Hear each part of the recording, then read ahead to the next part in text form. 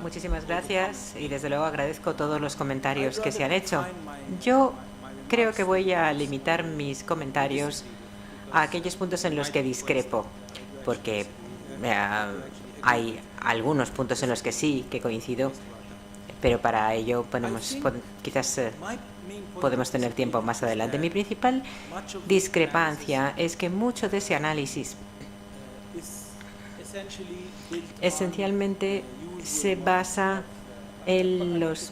Y sobre todo me refiero a lo que ha dicho usted, porque también engloban un poco lo que decía el profesor Powell, pero también encajan entre sí. Es decir, cómo encaja el papel de la democracia, el papel del ejército en nuestros países. Algunas de las observaciones que se han hecho pueden ser correctos, otras yo creo que se les escapan muchos de los matices de la situación en Egipto. Voy a utilizar las preguntas como método para sondear y para revisar las cuestiones de las que usted ha hablado. Decía usted que los hermanos musulmanes han cometido errores, pero que eso no justifica lo ocurrido. Bueno, en primer lugar, hay errores y errores. Evidentemente, una cosa es que el dejar el presupuesto con un presupuesto mucho más elevado de lo que debería, el centrarse más en leyes religiosas que en leyes para el desarrollo social, de acuerdo, esos son errores. Evidentemente, nada de esto justifica el de poner a un presidente elegido democráticamente, pero hay otros errores también muy graves que también hay que examinar, como por ejemplo, redactar una constitución y sentar un marco jurídico y elaborar unas instituciones del Estado de manera que haga que un eventual cambio de partidos, de las resultas de unas elecciones, sea imposible. Eso es inaceptable. Eso es lo que se llamaría una OPA hostil, en otros términos. Los egipcios que han sufrido y han tenido que bregar durante años bajo un régimen despótico, el régimen de Mubarak, ver que de repente esa revolución por la que habían luchado tanto, de repente se las quita de las manos un partido que no formó parte al principio de la revolución.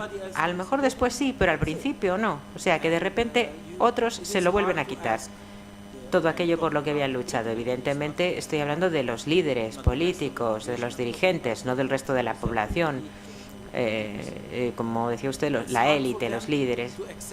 Es decir, para el pueblo egipcio es imposible pensar que ese Egipto democrático y moderno con el que han soñado se vea reemplazado por un gobierno, un régimen, una constitución que cada vez se aleja más y más del ideal que esperaban ver cumplido.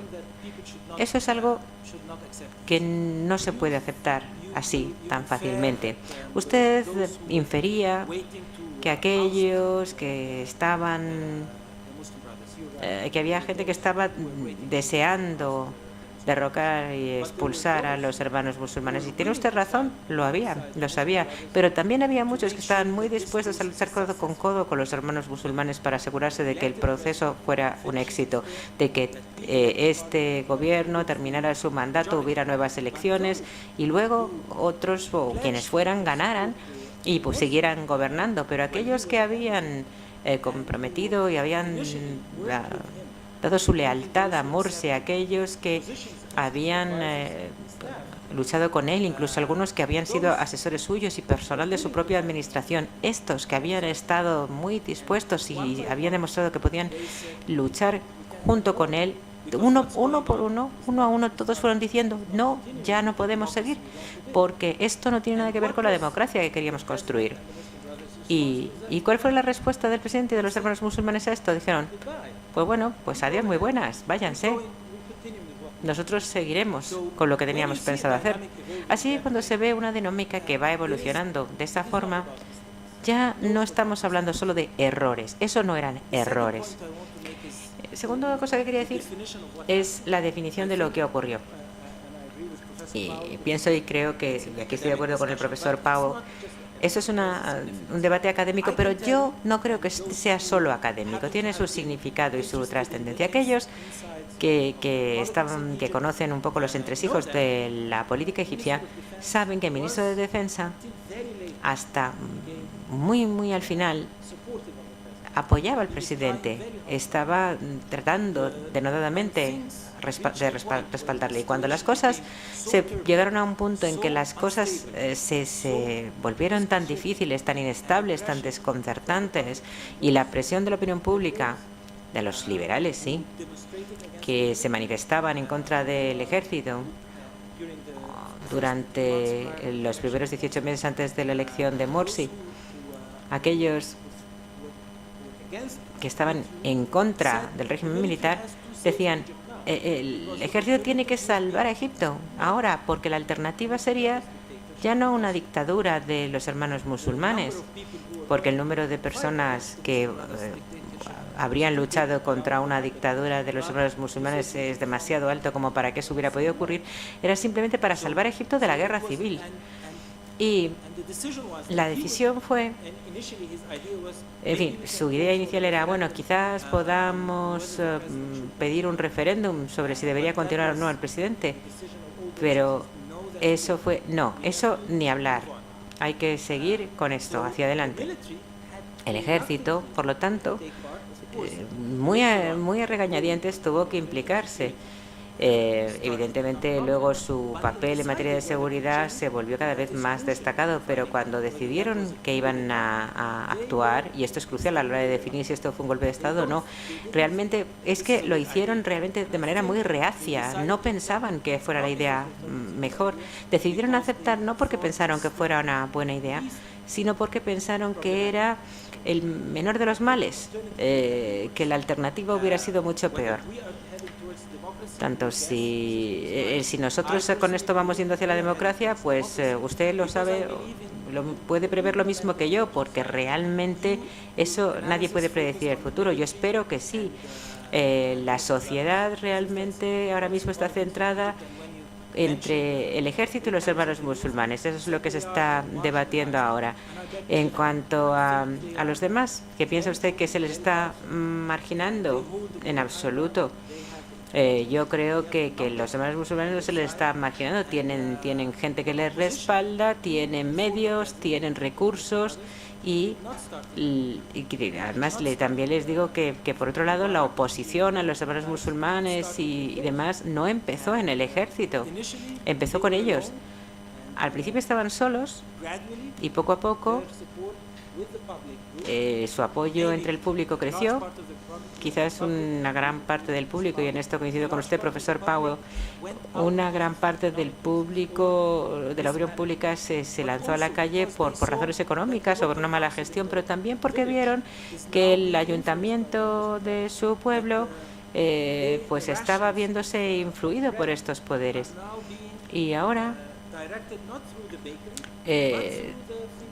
digamos que ese grito para conseguir pan ya se está lanzando a un grito para conseguir democracia. Es decir, que uno puede hacer una cola de 2 horas para conseguir el pan, pues a lo mejor eso tarda uno en 2 horas en que le den el pan, pero si uno va al Partido Justicia y Democracia, a las oficinas, no tiene que hacer cola, entra y inmediatamente le dan el carné. En fin, yo creo que son cosas que tenía que haber aclarado antes en mi presentación. Las personas que votaron por los hermanos musulmanes, algunos lo hicieron porque de verdad que creían en la ideología de los hermanos musulmanes. Hay gente en Egipto que piensa que el Islam, en términos abstractos, es el camino a seguir. Y si hay un partido islamista, hay que votar por ese partido y ya está. Y aunque suframos, a lo mejor eso será por nuestro bien en el más allá. Ahora, hay gente que votaron por ellos porque pensaron en que eran íntegros, creyeron en su integridad, confiaron en que traerían lo mejor para el país, creían que iban a ser eficaces porque tienen una organización muy eficaz y que iban a poder traer bienestar a la sociedad porque hay grandes empresarios y hombres de negocios que los respaldan y van a poder atraerse mucha financiación.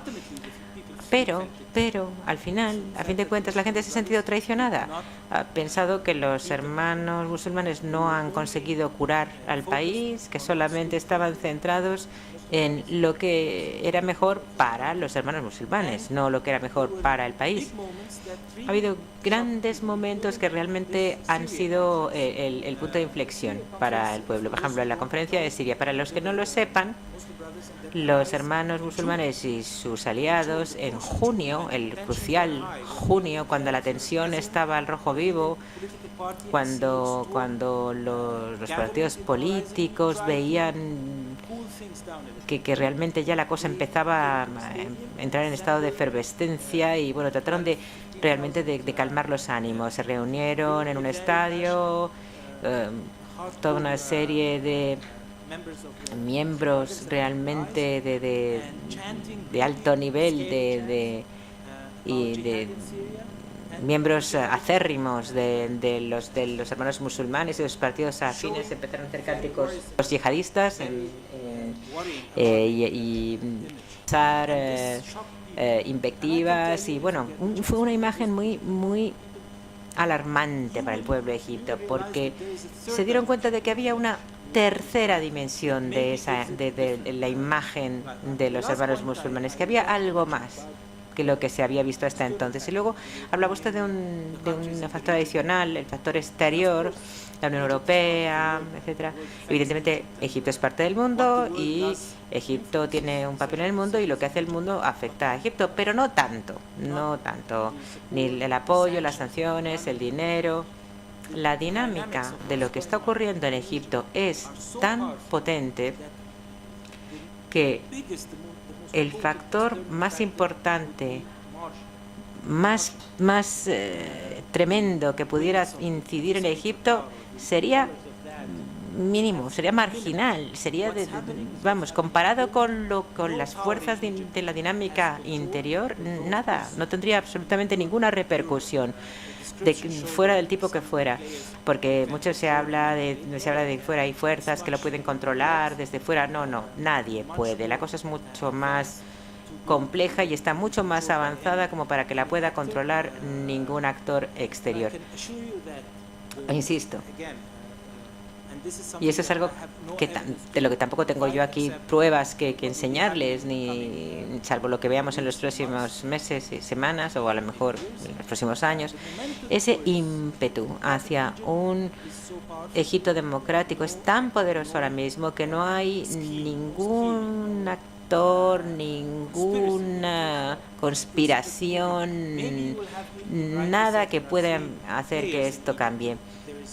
En Egipto tenemos la tradición del Estado egipcio antigua que se remonta milenios atrás, que habla de la integridad de las fronteras de Egipto, su integridad territorial, de que se tenga la misma legislación para todos, tanto para islamistas y para, yo no diría liberales, porque liberales parece que en fin, que quiere abarcar a más partidos que muchos que no querrían de ninguna manera que se les definiera como liberales. Pero yo diría los partidos modernos, digamos, o más modernizadores en Egipto.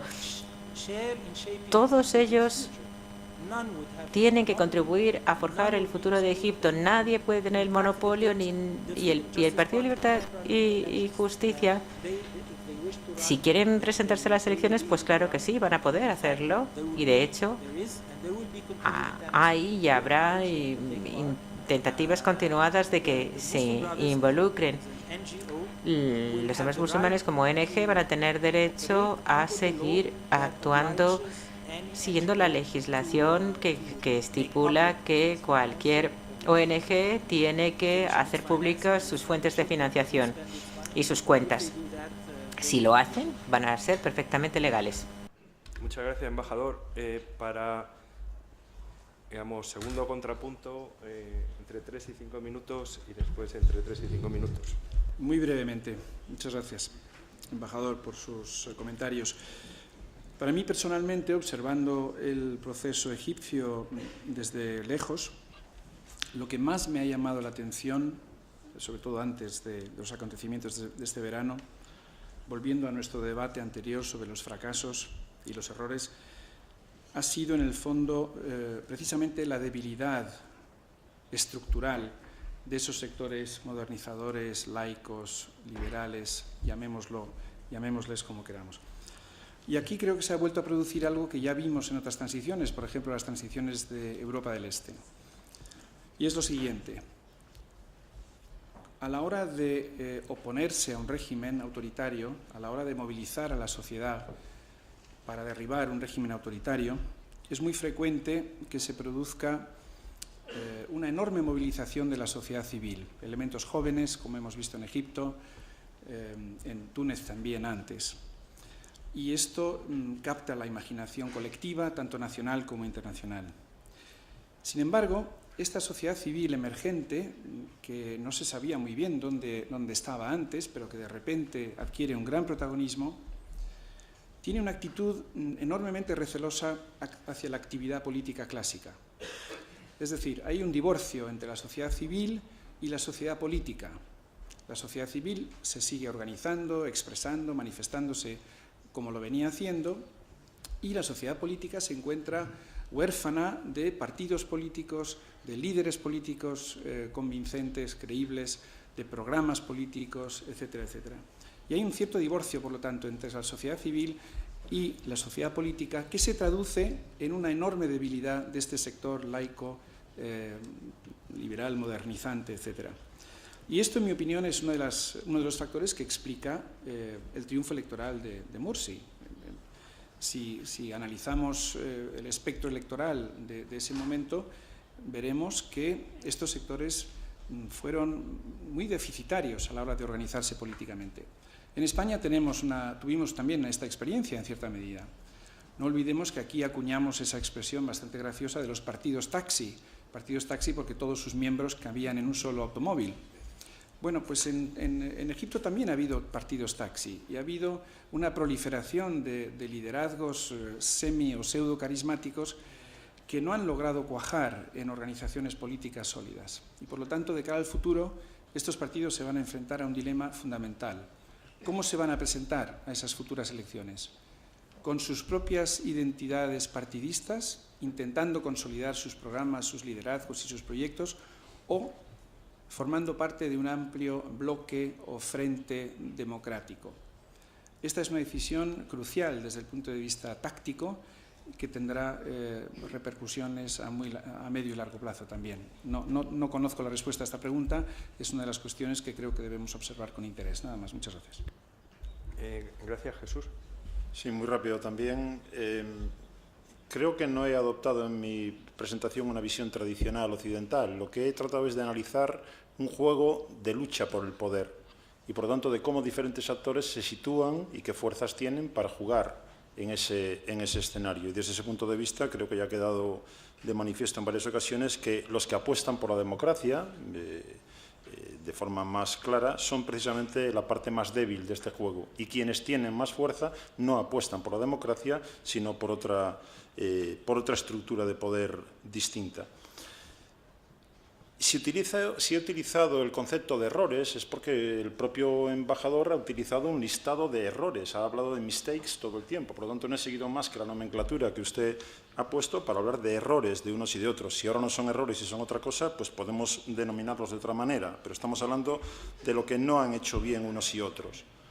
Los líderes de esa élite, que han tenido un protagonismo en algunos casos llamativo a los ojos occidentales, Baradei, Musra y compañía, no se distinguen precisamente, y lo estaba señalando Charles ahora mismo, por antes de las elecciones haber entendido cuál era el grupo más disciplinado y más organizado y haberse unido y coordinado en sus opciones electorales para esas mismas elecciones. Y por otro lado, han sido reiterados los gestos de desprecio a los jóvenes revolucionarios, a los que estaban en la calle, intentando de algún modo autodenominarse líderes de esa revolución cuando nadie les había dado ese título. Y por lo tanto eso también ha generado frustración en unos jóvenes, y lo quiero centrar en jóvenes, pero obviamente va más allá de una cuestión de edad, en unos jóvenes revolucionarios que la única fuerza que tienen es la fuerza de la calle, pero que no han sabido trasladarla a las instituciones.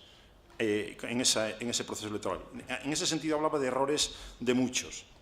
Un error más de los militares que ahora han intentado corregir, recordemos, el Consejo Supremo de las Fuerzas Armadas, tras la caída de Mubarak, estaba ocupado por 18 personas, 18 generales, ni un solo civil, que sirviera como fachada, cosa que ahora se ha hecho con Adil Mansur, para por lo menos tener a un civil que aparentemente lidere un gobierno provisional. Por tanto, han intentado rectificar de algún modo aquella imagen. Pero es que aquello tuvo sus efectos. Ese Consejo Supremo de las Fuerzas Armadas acumuló errores uno tras otro en ese corto periodo de tiempo. Y obviamente el general al-Sisi, no conozco al personaje, no puedo entrar en esos terrenos, pero lo planteo, por tanto, como una hipótesis.